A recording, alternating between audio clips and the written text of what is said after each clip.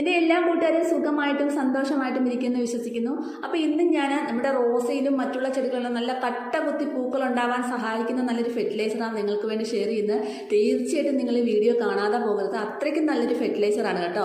അപ്പോൾ നമ്മുടെ റോസയിൽ ഇതുപോലെ നല്ല കുലകുലയായിട്ടൊക്കെ പൂക്കൾ ഉണ്ടാവണമെങ്കിൽ നല്ല ഫെർട്ടിലൈസർ കൊടുക്കണം. എൻ്റെ ഈ റോസ് നോക്കിയേ, ഇത് ബാംഗ്ലൂർ ബഡ് റോസ് ആണ്. നമ്മുടെ കാലാവസ്ഥയ്ക്ക് പിടിക്കാൻ കുറച്ച് പാടാണ്.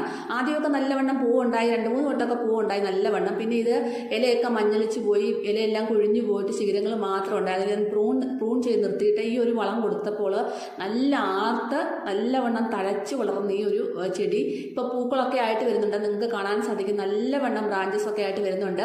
അതുപോലെ തന്നെ എൻ്റെ ഈ ഒരു ഗ്രൗണ്ട് ഓർക്കിഡിനും ഞാൻ ഈ ഒരു വളം കൊടുത്തിരുന്നു. അപ്പോൾ അതിലും നിറയെ പൂക്കളാണ് വന്നിട്ടുള്ളത്, നിറയെ ബ്രാഞ്ചസും വരുന്നുണ്ട് താഴെ നിന്ന്. ഇത്തിരി നാളായി പൂ ഇടാൻ നിന്നിരുന്ന ഓർക്കിഡായിരുന്നു കേട്ടോ. അപ്പോൾ അതിന് കൊടുത്തപ്പോൾ തന്നെ നല്ല മാറ്റമാണ് ഉണ്ടായത്. തീർച്ചയായിട്ടും നിങ്ങൾ ഈ ഒരു വളം ഇതുപോലെ ഞാൻ